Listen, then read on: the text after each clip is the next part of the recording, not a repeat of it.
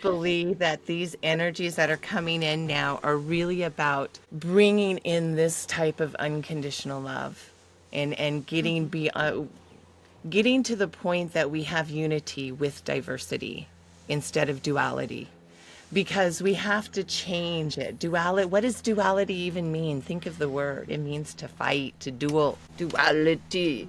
We want unity in diversity. Diversity is good. We like that. And that's what they're bringing in. And they're making us really, one of the things that we had talked about is that we all kind of have a certain amount of time allotted in the day. This is the box that we've created. We have time allotted within the day. We have energy allotted within the day. When our soul comes in, we kind of do the same thing. We allot our energy into the body in similar ways. Hi there and welcome back. I'm so excited, you guys. I have Kara Anaya, a children's advocate, druidic, shaman, anamorphic high priestess here today. And I'm so excited to connect with you. I feel like we have parallels in our lives that we're going through, living through, challenges that have taught us to connect deeper within ourselves and really find ourselves. Thanks so much for being here, Kara. Oh, you are so welcome. I'm so glad to be here today. Yes. And I wanted to jump right in. You were talking about echoes and ego. So part of my path, getting to this part, like the one within, the spiral path, this journey that we're all in, right? I realized that I was fighting between ego and what a lot of people call imposter syndrome. But I've renamed it to echo because it's either an echo of my own doubt within me or something that happened in the past, or an echo from somebody else saying something to me. One of the echoes I used to have all the time was from my mom. I love her to death, but she would say, if you eat that, it will make you fat. So that was a belief system I was creating. And I'm going to talk to you about creation because this is a huge one, but we're going to finish ego and echo first. So I renamed it echo, right? So I realized I was kind of fighting between ego and echo. Ego was like telling me, oh, you're amazing, wonderful, and taking me too high. And echo was literally saying, you need to just go die right now. You're the worst parent in the world. There's nothing that you will ever be able to do to save yourself from this one, you know? And when I realized I was fighting between these two kind of forces, I said, okay, we got to pair these babies up. So now anytime I go too high, echo comes back and goes, really? Remember your friend that did that? Because it doesn't even need to be my echo, right? Remember your friend walked down that path? Or remember the last time we did that? Do you want to go there? And then when I go too low and my echo saying, you might as well just end it. You're no good.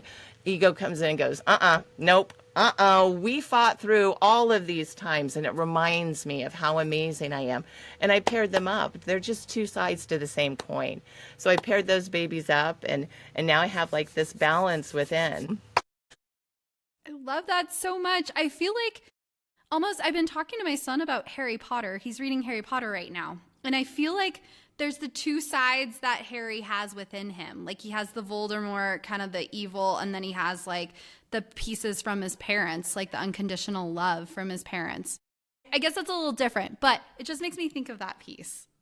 Yeah, well, and it's something we can take it, and that's what we're doing within ourselves too. And then even smaller, it's there. There's the micro and the macro of everything, and it's the beautiful part because when we share our stories, like she shared these amazing stories with us, it helped us remember so much of ourself within.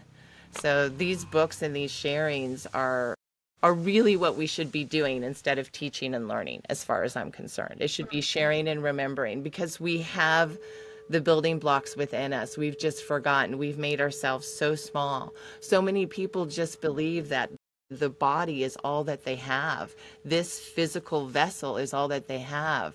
And they don't recognize the unseen, which is everything else.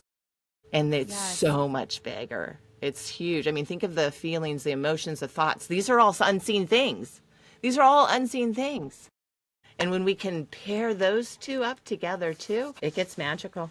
It gets Harry Potter magical. It really does. It is. It does. And it's interesting. My son is so drawn to that. He's like, what if we have that? I'm like, we can have it. We do. We have it. Let's talk about it, dude. So I'm thinking, you had mentioned to me earlier when somebody puts something out there like I do with the podcast, and I'm like, this is what works for us. it may not be the exact thing that somebody is doing in their journey. Reiki has been a modality that has really opened everything up for me. It helped me to heal pieces of my past, inner child pieces, the echoes pieces that really would come up. Now I have this modality that helps me to connect with myself and to heal these pieces of myself. And that's what worked for me. And at first I was like, that's what everybody needs, like you had mentioned. Yeah. But we all have our own path and our own journey through how we connect with ourselves. I just did a post about this today, Carrie. Literally, I just did a post about this today. No. So no, I'm not kidding. I'm not surprised that this energy is coming back because I did a post about unconditional love and why I send unconditional love, even in prayers. I hope that you feel better soon. I hope that you are healed. I have no idea what you need right now. If I put any expectations onto it, then I send you energy that is blocked and waiting for parameters to be kept that you don't even know about because I haven't expressed those to you. I've just sent you energy and it's just hovering now around you in your field.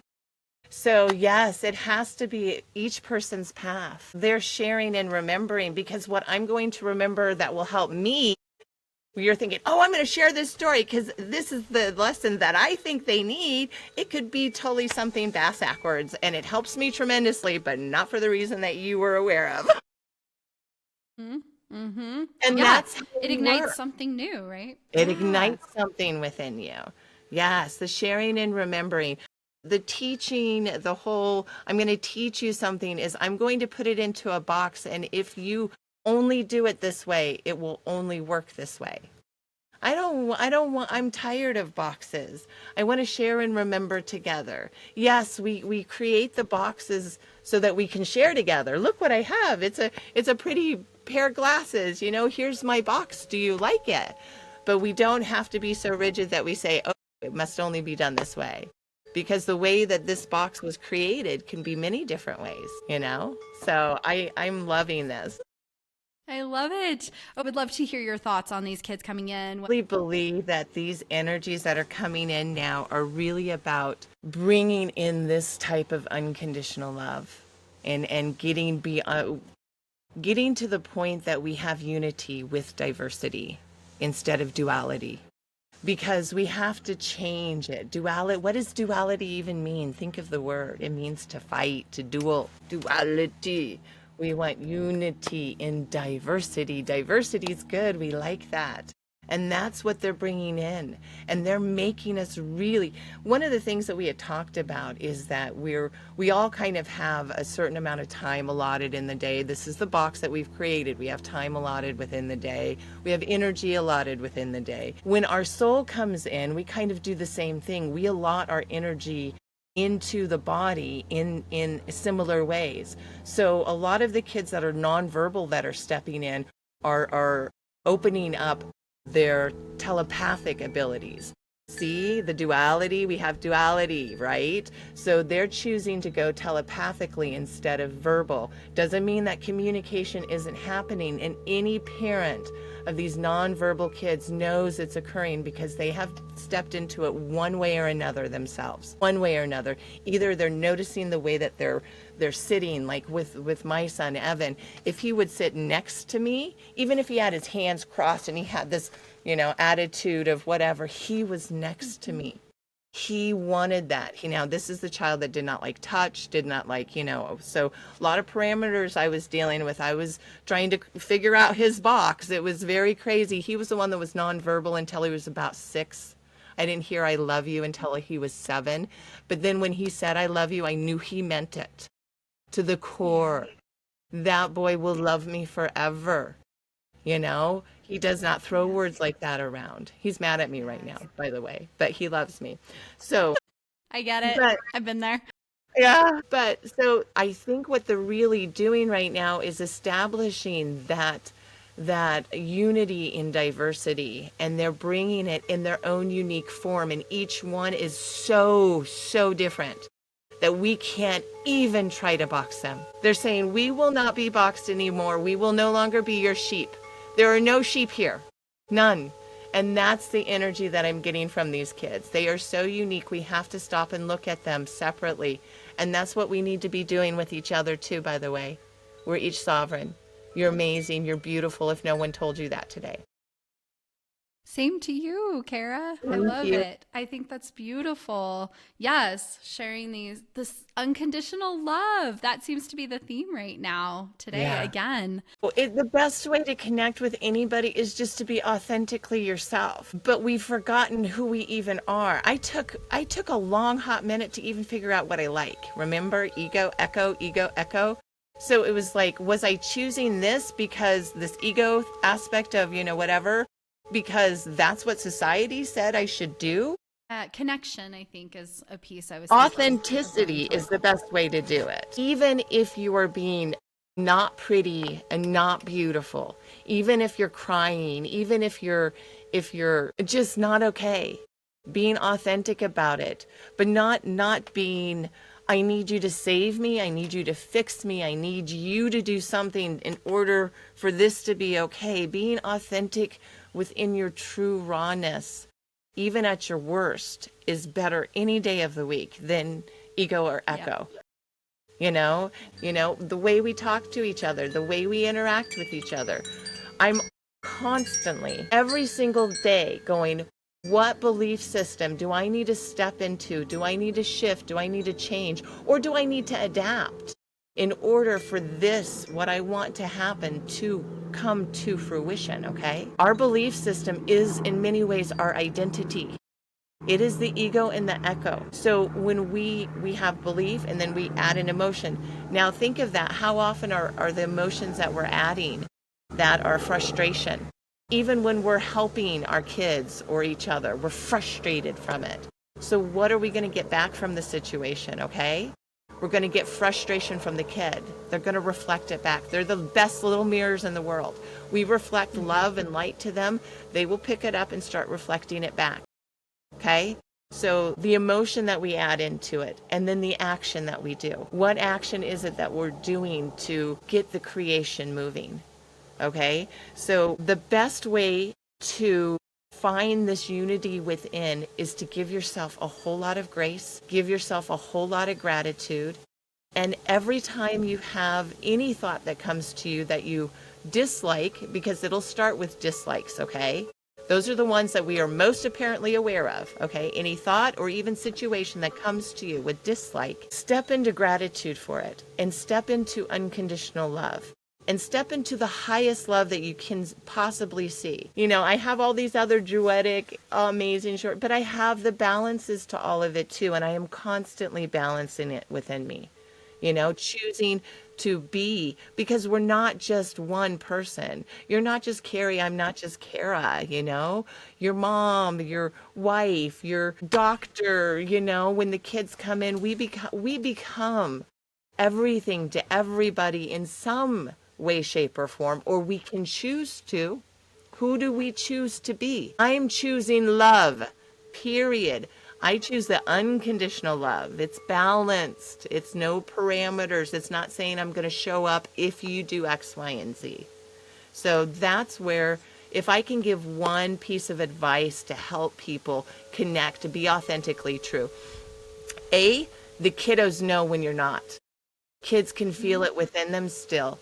When you come out of the bathroom and you've just been crying and you're trying to smile and be okay, your kids feel your energy. We are literally teaching our children to deaden the feeling of their energy by not acknowledging it. Yeah. Yep. I let my kids see me cry. I know there's moms that don't, but oh yeah, they see me cry. Mom, why are you crying now? Tell me, is it grandma? Do you miss Abuela still? So sometimes I use that as an example, as I can, if I can't. But yes, they see the cry.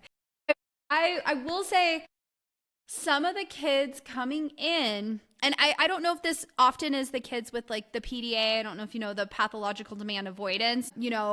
Really avoiding those demands on our system, and so. I'm trying to say, so the perfect person, the normal quote unquote person is not my words. That's what my 10-year-old is picking up. I want to be the normal person. And my 7-year-old, I want to be the normal person. That's how I receive love, even though mom has always given unconditional love. Dad has always given. Both of us are very, very connected with them. And it's just the world. It's so or personality. I don't know. This is the key that they're trying to give you. I want to be normal. What does normal look like to you, buddy? Tell me what normal looks like. And then let's step into it. What does normal feel like to you, buddy? You know?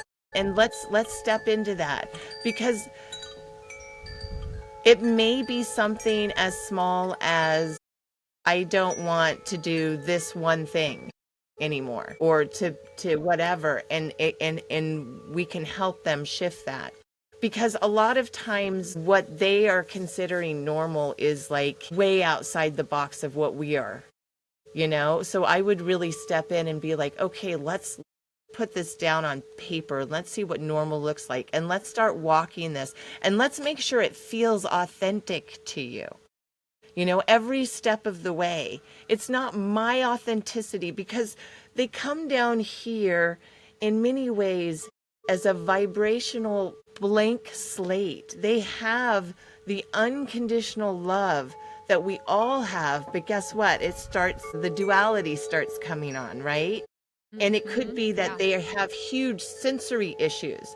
So sounds really bother them, or touch really bothers them, or these things really bother them. And when we step into recognizing maybe that's the one thing that they want to be normal, not all of me. Like what's his name from that movie that just came out, the real live action, How to Train Your Dragon, right? He's like, you just pointed to all of me. Cute.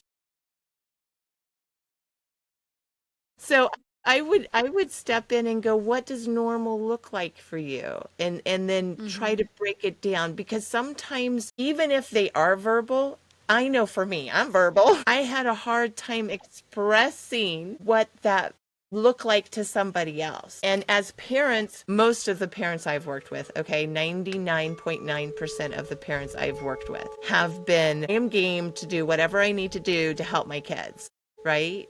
So it's like, with that kind of commitment, that is a huge commitment. It's a huge commitment. Anything is possible. They told me my kid would be nonverbal forever. They told me that they wanted to put him in day programs. They wanted to, you know, and now he owns does he own two houses? I can't remember, but he's married. He's a foreman with his own truck. He's amazing. Beautiful. So this possibility is only there if we believe it. Okay. I love it. So, okay, I was going to say, I think my last question for you is, what would you tell parents raising kids today? What's your favorite thing to share? You are the expert, period. Yeah, you're going to read a lot of things. What I found, I have a book that's coming out called The Many Faces of Autism, and I'm still working with it because I have a whole new chapter. I have a couple new chapters, so it's kind of amazing. But the books that I found that helped me the most were the ones that just shared. This is what we did. They weren't trying to push an agenda. Don't push me your Jenny McCarthy BS, okay? I'm glad it worked for you. Share your story to me. I'm sorry, but it is. It really is. And I've friggin' ran those circles, and I don't mean to call her out. It was an amazing path what she did, and she's an amazing woman. But when you get stuck on this is the only way to do it, then the parents like me, where it didn't friggin' work, feel horrible. Okay? Yeah. So you are the expert. I don't know you, and I friggin' trust you. I know what you've been through. You are amazing. You are beautiful. If I had one word, keep being you, keep shining, keep going strong. You are doing absolutely amazing. Go find those books that resonate with you and follow those. And when your friend tells you do X, Y, and Z, walk away, because they don't know. They've not walked your path. You're amazing. Right. Yes. Beautiful. So many parents need to hear, like, to follow themselves and that they're not alone. Everybody, there's so many of us. And if they're saying that they haven't gone through struggles as a parent, they're not being authentic, because we've all had our moments in our own journeys. One more thing. I don't care the thoughts you've had or how bad it's gotten on your journey, okay, people? Because we've all been there. One of the things I did, I want to share this quick story. I went and I talked at a college level, and these were kids becoming teachers, you know, in this wonderful land of No Child Left Behind, where they just threw all of our kids together and gave them no supports, okay? And they said, well, we had a parent say one time that they had a thought that it would just be easier to drive their car into that semi than it would be to continue living the life that they've led. And I said, you're doggone right, we've had those thoughts, but we're stronger because we're still here. So every one of you is stronger. You're here. We've had those thoughts, okay? Whatever they are. And sometimes we've done things that we're not even proud of. But you're still here. That doesn't make you into a beast. Only if you continue to walk down that line. You are amazing people. I love you. Sorry. I'm sorry. Oh, no. I felt that because so many times people think I'm unredeemable. Well, guess what? Our kids are feeling that too. They feel unredeemable, and it doesn't matter. Everyone can step back and make different choices. It is possible. Yeah. Yeah. Beautiful. Thank you so much, Kara. We appreciate your journey and sharing your journey with us. Absolutely. Well, that's a wrap. Thanks so much for tuning in, Changemakers. This is Carrie. And if you haven't done a review for us, 5 stars and a little few words about what you've enjoyed in our podcast episodes, we would really appreciate it. If you guys would like to ever message me, I would love any questions you have or any feedback at info@hearttoheartlife.com. We also have a brand new website, which we're super excited to share. It's hearttoheartlife.com. Thanks so much for tuning in, and happy life, happy times, Changemaker families. Bye. Please remember that the information shared on this podcast is educational in nature and does not constitute licensed mental health advice. If you need such advice, you should speak with a licensed professional about your unique situation. Thanks so much, happy listeners.